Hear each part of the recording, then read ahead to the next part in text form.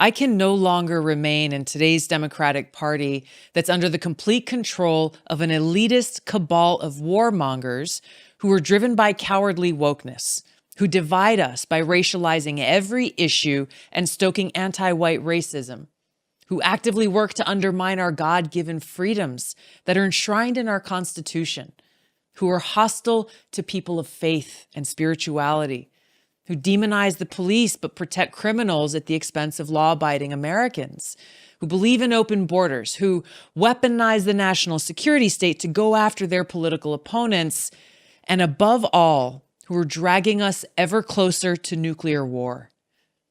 Now, I believe in a government that's of the people, by the people, and for the people. Unfortunately, today's Democratic Party does not. Instead, it stands for a government that is of, by, and for the powerful elite. So that was Tulsi Gabbard, the former congresswoman, former presidential candidate, now former Democrat, and the host of the Tulsi Gabbard Show. And this, too, is Tulsi Gabbard. So it's so nice to see you. It's good to see you. Glad to be here with you. So you gave a long laundry list of reasons you left the Democrat Party. Was there one thing that pushed you over the edge? It had been something building over time, seeing the policies and the actions, the decisions that, the so-called woke ideologues within the Biden administration, within Congress, within the leaders of the Democrat Party had been pushing, especially over the last few years. Ultimately, the foundational problem with what they're doing is they're against the Constitution. They are actively undermining our God-given rights and freedoms enshrined in the Constitution. It's not enough for them to say, hey, Tulsi, we disagree with you on this or that issue. Agree to disagree and let's move on to the next. For myself and for anyone who dares to challenge or even question what they're doing, their narrative, their proposals, they seek to silence us, to smear us, to a character assassination, and completely cancel us. The once big inclusive tent of the Democratic Party that celebrated freedom of speech, even the most abhorrent, terrible speech, is gone. Yeah. And that was the thing that ultimately made me decide to leave the party. How can I be associated with a party that's against freedom? Yeah, no, it's strange. It's strange it is. To see Democrats supporting big corporations and exactly against freedom of speech. It's odd. And working directly with big tech, people in our government, working with big tech to kind of back channel their efforts to silence very specific voices in this marketplace of ideas that should be robust. Right. We are stronger when it's more robust, when we have discussions and dialogue about different things, but directly trying to silence people who disagree with them or dare to challenge their position. So what do you do now? I mean, you're in Hawaii. I don't even think they let you onto the islands of Hawaii if you're not a Democrat. That's not true. so where do you go? I mean, Hawaii is my home. I'm looking forward to spending the next few weeks traveling across the country, frankly, helping support great candidates who are committed to upholding the Constitution, committed to protecting our freedoms, and I think most importantly, put the interests of the American people in our country first. Permanent Washington is this place. I worked for 8 years as a member of Congress, was exposed to kind of the dark underbelly of those who care more about their own political power than they do about the people that they've been sent there to serve. And so this is a pivotal election. It's important that we have a check and balance on the executive branch, which we do not have right now. No. And so getting people elected to the House of Representatives and to the Senate, even key governors' races, is essential for us to stop, at a minimum, stop the insane direction that the Biden administration is taking us into that's threatening our safety, our security, our freedom, and the future for our kids. So one of the things, it's always been a little hard to pin you down in terms of put you in the box of where you are, yes. Republican, Democrat. That's been the case for the last 20 years, by the way. Yes, I think that we need that kind of voice. But you mentioned nuclear war. You mentioned that they're moving us to nuclear war, and you've always had. This has always been a big thing with you. It's one place where you've always stood. Yeah. You don't like war. I don't like war either, but I think sometimes it's necessary. I agree. You've been accused of isolationism, and there is. Well, let me ask you first. Where do you stand on Ukraine? What should we be doing in Ukraine? President Biden should be exercising his position and leadership to support a negotiated end to that war. I think it is absolutely atrocious that all the way back in March of this year, shortly after Putin invaded Ukraine, which is obviously wrong, Russian representatives, Ukrainian representatives were sitting across from each other at a table trying to negotiate some kind of an agreement to end that conflict and end that war. And it was the Biden administration and others who were actively telling Zelensky and the Ukrainians, leave, don't negotiate an outcome to this. And so the continued death and suffering and destruction that we're seeing as a result of this war that has only continued to escalate to this point, tens of billions of American taxpayer dollars being sent there, pushing us to the brink of a potential risk of nuclear war that puts not just the people of Ukraine at risk, but the American people and people around the world. This is on the hands of President Biden and his administration.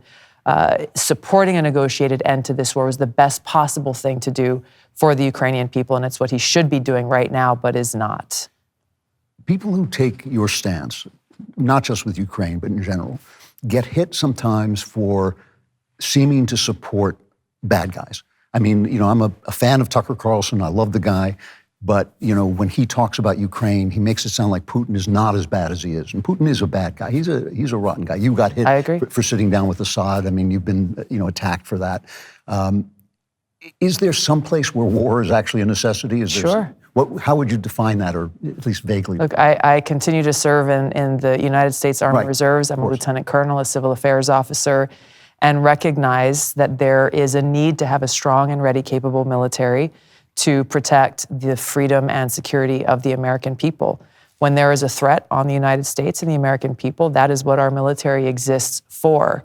I'm not a pacifist or an isolationist. I just believe we need to honor the service and sacrifice of our men and women in uniform by sending them on missions that fulfill that purpose of why we serve.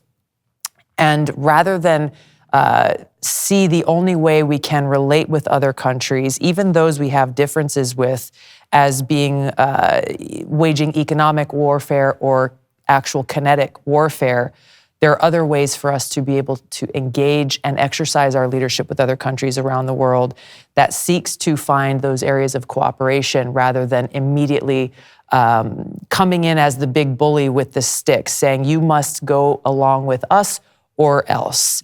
That's not a way that we can build relationships with people, colleagues, friends, just in everyday life. And it's not a constructive way to exercise our values and our principles in leadership as a country around the world. Yeah, no, it is a real problem because you do have isolationists, and the way politics works in this country, you get stuck on one side or the other, and it is frightening when a guy like Putin feels he can march into a country, even though we made mistakes that may have threatened him and all that. It's just there's something about that just gets right up, goes right up your spine. Yeah, of course. And again, I think in these situations, and as we look at our foreign policy as a whole, we need to figure out as the United States how we can best project our leadership and our values in a way that's consistent with the things that we say we stand for, freedom and democracy and so forth here at home. And again, exercise that leadership that President JFK exercised, that President Ronald Reagan exercised, of recognizing that we live in a world of reality and be pragmatic about it, and not in a fantasy world where the United States thinks that we can go and build little mini Americas in other countries, impose our values and what we stand for on them, pick which dictators we want to overthrow and which dictators we want to support, which is the reality of our history and foreign policy. But again, recognize the world that exists and exercise our leadership towards one that allows for mutual peace and prosperity. That's the direction that we should be headed in. So the thing that I keep thinking about as I'm talking to you is where do you fit in? I mean, because ultimately you need a party, you need a place. If you're going to be in politics, if you're going to stay in politics, you need some place to rest. Now you're going off from here to join Matt Walsh at his What is a Woman demonstration. And that's something that's become weirdly, bizarrely central to Democrat policy, supporting the kinds of atrocities that Matt is standing up against. But at the same time, you were steadily supportive of Roe v. Wade. And then you endorse Carrie Lake, who is pro-life. how do you pick and choose which way you're going to go? How do you find a place where you can say, this is who I am to people, and they say, oh, I recognize that position? Oh, I've always been an independent-minded person from when I first ran for the state house in Hawaii back in 2002. And while I've been a Democrat over the last 20 years until recently, I've always been an independent-minded Democrat and always done my best to try to look at issues and look at policies in a way that best serves the interests of the American people, that works for the well-being of the American people. And you're right, it's been all throughout this time, people were like, well, which team are you really on? Yeah. I got a problem with teams because I feel like we need more leaders who will vote based on their conscience and based on their principles and values, regardless of their political party. I've always, as I was vice chair of the DNC, and I used to go to these different DNC events where speakers would get up and say, vote blue no matter who.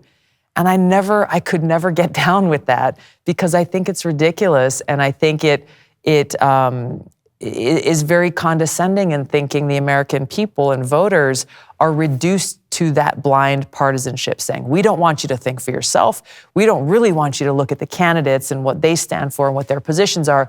We just want you to look at, are you team blue or team red, team D or team R, left versus right?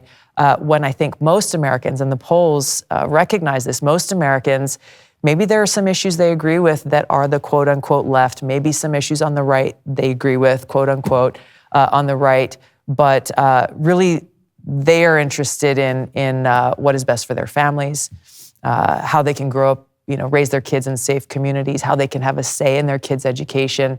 And that's where this issue, this question that Matt Walsh's documentary was awesome, what is a woman? How do you put that into one box or another? Because it is central to biology and really the deeper issue of truth. Yeah. And this is the big problem, and I talked about this before, but this is the big problem with the position that the Democrat Party leaders have taken, is they reject the idea that there is such a thing as objective truth. And once you get rid of that, where are the boundaries? Where is your foundation? There is none. And so therefore they can go anywhere and claim anything as the truth.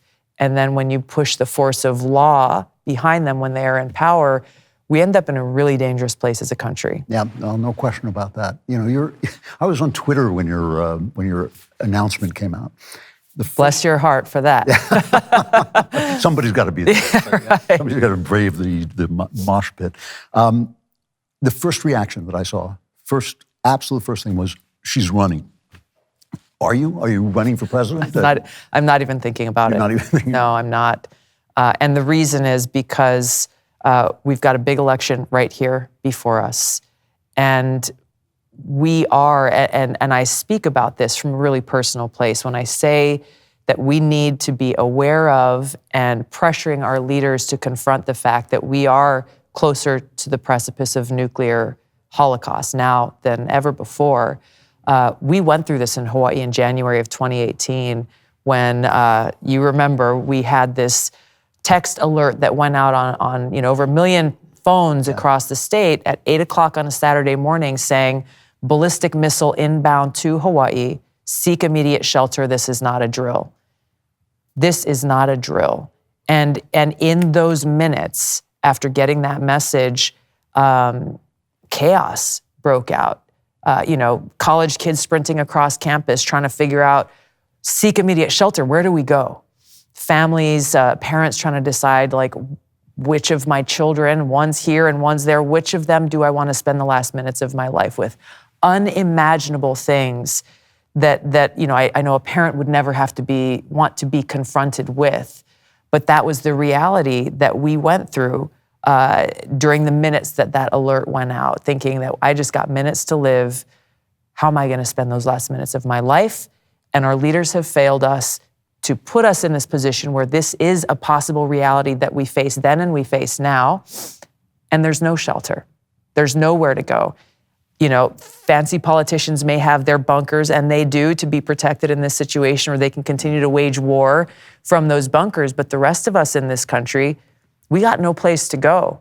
And so to me, to even have a conversation about 2024 is kind of crazy when we really are in a place where we don't know what will happen in the next week or in the next month should things continue to escalate between Russia, Ukraine, and Europe in a direction that we are headed. And this is why I'm sounding the alarm everywhere I go, because we need our president to do his job. Yeah. I've only got a minute, but I want to ask you about the Tulsi Gabbard show. You're becoming a podcaster, and shame on you. We're a podcast, or a low group of people. But what is this going to be about? Yeah, thank you. And why are you doing it? I'm doing it because I have found myself, I started this podcast, Tulsi Gabbard Show, because every time I get invited to go and do an interview on, cable TV, I was asked, how much time do I have? They're like, well, you got 4 minutes or 4.5 minutes to talk about nuclear war or to talk about, the threats to rule of law. Like, gosh, so I'm writing my notes and trying to figure out what do I want to say. I end up with pages of notes that I have to distill down to, like one point that I want to get across.